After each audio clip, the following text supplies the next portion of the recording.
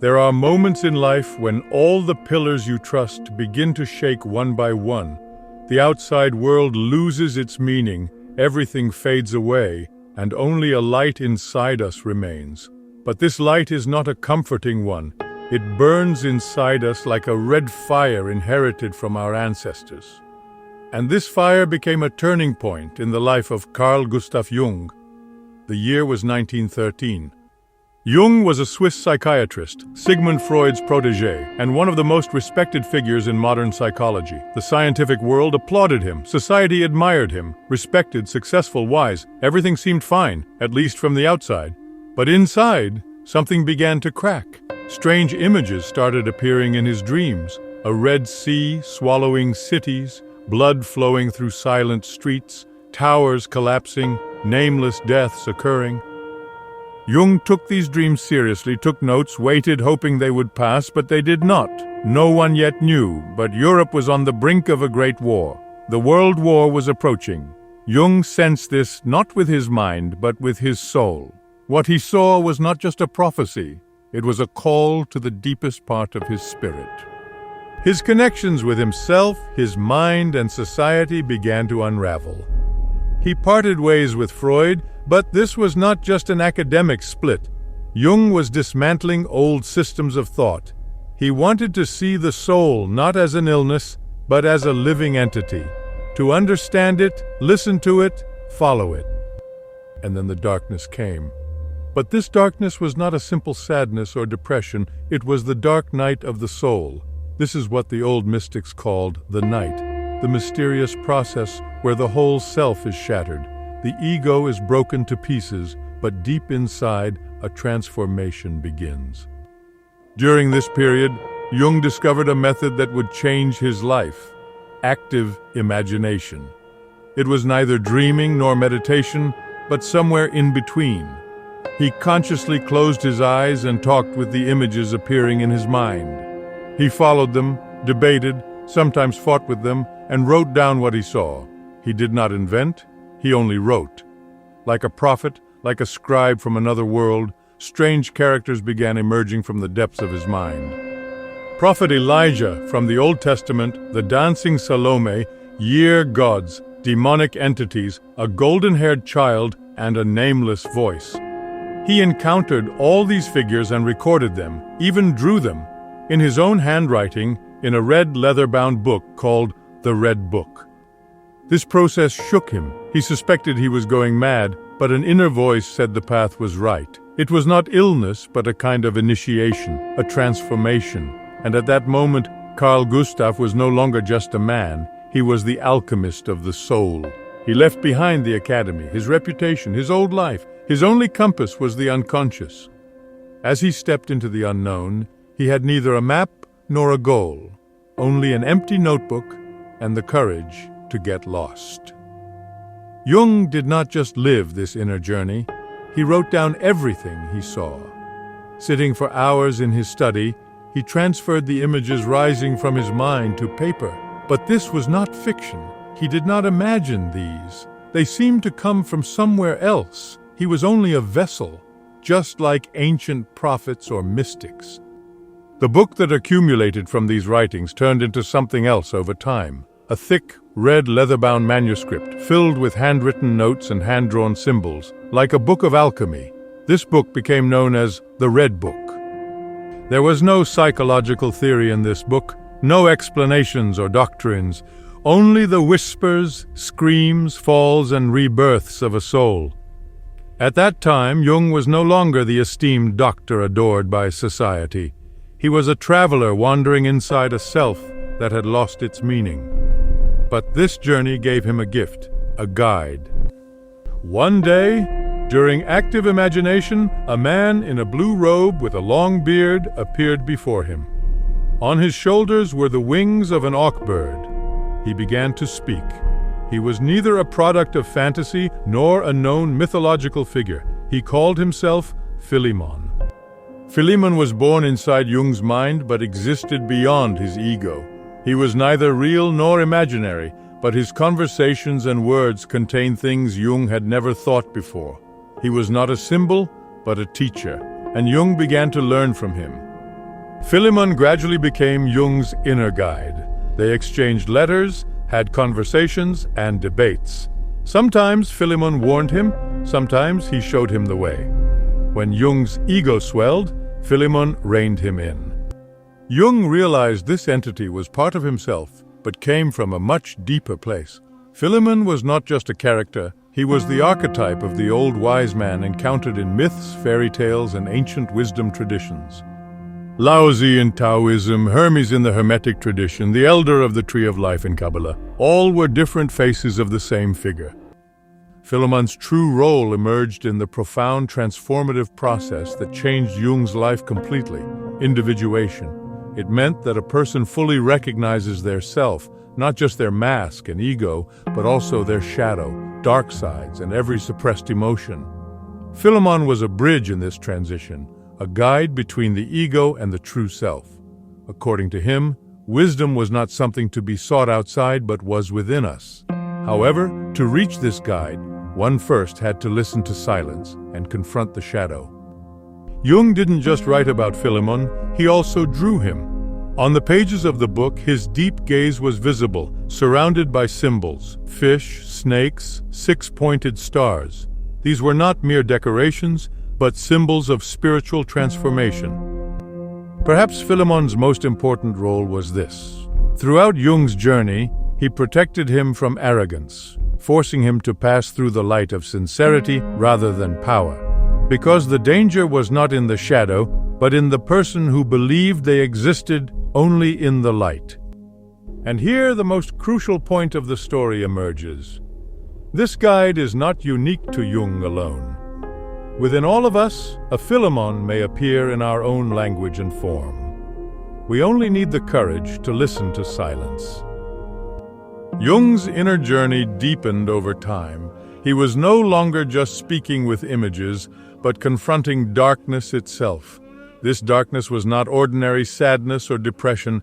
It was the dark night of the soul, the inner storm where the ego breaks down and nothing remains of the self. And here, one of Jung's most important contributions to psychology was born: the shadow.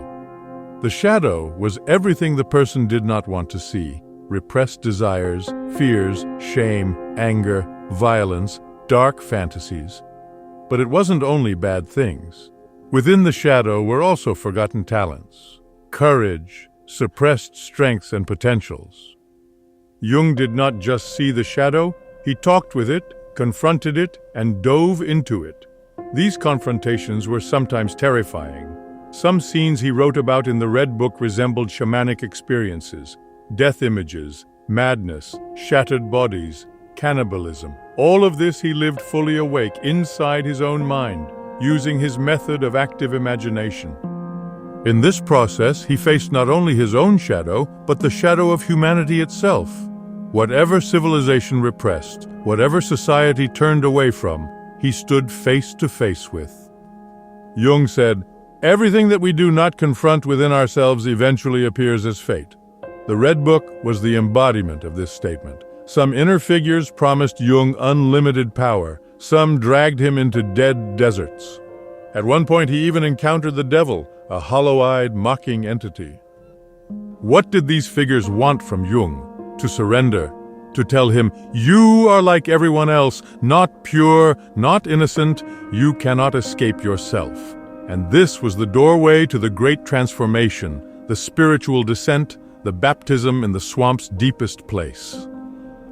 Modern society always teaches us to follow the light, always to speak of healing, peace, and balance.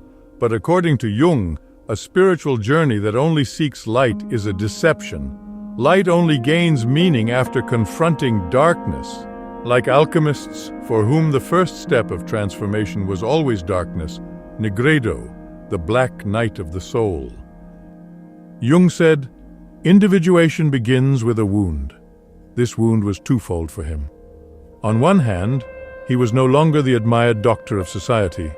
On the other, his inner self was collapsing. The rational, orderly, controlling ego was slowly dissolving, giving way to chaos. He wrote for hours, drew, cried, and sometimes just remained silent. It felt as though something was teaching his soul. It was a power that could tolerate no lies, but within this chaos, there was an order. What Jung experienced was not madness, but initiation, a spiritual awakening. He knew this. He did not just feel what he lived through. He compared it. He studied ancient myths, read Gnostic texts, delved into alchemy books, Upanishads from India, his patient's dreams, and his own drawings side by side. And he realized what he was experiencing was not only his own, it was a collective journey. Jung's descent no longer pointed to an end, but to a transformation. As he confronted the shadow, the pieces inside him slowly began to come together. A new center formed within the darkness, and this center would be called the self in Jung's psychology. The self was not merely a concept, but an experience. It was the deep core beyond the ego, encompassing all conscious and unconscious aspects, a person's state of wholeness. But reaching there was not easy, because first, everything we call I had to be dismantled. Jung's rebirth inside did not happen overnight. It was not a sudden enlightenment. Rather, it came step by step, gradually, like the calm after a storm. This light was not dazzling, but illuminating. He began to see certain patterns in the shapes he drew. Especially, he turned to drawing mandalas. These symbols represented both the unconscious and the universal order. Jung realized that these shapes were not random. The soul had a rhythm, and what we called the shadow was actually the path itself. Years later, he would say, "Salvation lies in the mud. The pearl is born at the bottom of the mud." For him, the matter was no longer about healing the soul, but accepting it as it is, with its contradictions, its darkness, its beauty, and its ugliness, and only then could true wholeness be built. The writing of the Red Book continued roughly until the 1930s, but it was not the end of the journey. It was a threshold crossing. Jung had now spoken with his shadows, found his inner guide, and begun to build a new self from the ruins of the ego. He still had no definitive answers, but he saw the world through a different eye. The Red Book, in the language of symbols, was a diary of this transformation. It was not merely the notes of a scientist, but the initiation process of a soul. Jung never published this book. For decades, his family kept it locked away in a chest. Its pages were written on thick parchment, every letter and drawing carefully crafted. Sometimes disturbing, sometimes mesmerizing, it was full of symbols. Jung said about this book saved me from all my neuroses. I wrote it with blood. It no longer told psychology. It called out to the secrets of the soul, the silent inner voice, the light beyond the shadows." And that light was not the same place for everyone. Everyone has their own Filimon, their own journey, their own depth. From the outside, the Red Book might look like a mad scientist's diary, but inside, something entirely different appears. This book is not a psychology text. It is a book of initiation, a kind of inner sacred scripture. Not in a religious sense, but the written form of a spiritual calling, wisdom arising from within. The form of the book itself reflects this. Its pages resemble a medieval alchemical manuscript. Symbols, mandalas, labyrinths, snakes, gods, eyes, winged beings, each drawn from humanity's shared imagination, archetypal symbols in Jung's language. The book's original title was Latin Liber Novus, meaning the new book. But this newness was not about the future. It was a journey into humanity's oldest inner past. The book was divided into 3 parts: the way of what is to come, the soul, and 7 sermons to the dead. Each section represented a stage in the soul's journey. Just like ancient Egyptian initiations, Kabbalistic traditions, or Orphic mysteries, this journey was the process of reaching the self through the shadow. The 7 sermons was the most mysterious part. Jung wrote it in 1916, but attributed it not to himself, but to Basilides, an ancient Gnostic teacher. This section seemed to be written by another consciousness. The sermon spoke of God as both light and darkness, of an absolute fullness, pleroma, beyond which lies truth. Gods, Dualities, chaos, and order were expressed in poetic, symbolic language. Here, Jung was no longer a writer but a vessel. It seemed as if he was not the one speaking. This was more than a book, it was an inner sanctuary. Perhaps that's why Jung never wanted to publish it in his lifetime. He knew it was not for everyone. Here was no academic knowledge, but spiritual nakedness. This was no place for formulas and analysis. It was a realm of whispers, symbols, and confrontations. But this sincerity was what made the book so captivating. Because this book is not a how-to manual. It does not tell anyone what to do. Instead, it reminds you that voice you silenced inside is still there, still calling you. The Red Book remained unpublished for 80 years. Jung's family kept it locked away until 2009, when it finally came to light. But its publication was more than just a scholarly event. It captured the attention of mystics, artists, philosophers, and seekers. Some compared it to Dante's Divine Comedy, others to the Zohar, the Bhagavad Gita, or Plato's Dialogues. But the Red Book was none of these. It was not written to be universal. It was one man's honest confrontation with his own soul, and precisely for that reason, it spoke to everyone. Many who read it were moved not by the content itself, but by the echo it awakened within. Because this book does not explain, it activates. The more you read, the more something inside you awakens. A suppressed voice begins to whisper. A forgotten part knocks on the door as if the soul wants to remember.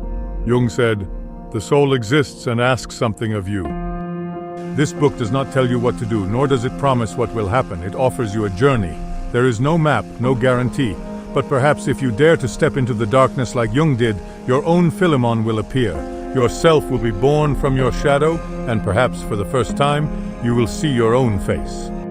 The purpose of this video is not to explain, but to invite. Now I offer you that invitation. Close your eyes, listen to the silence, and hear.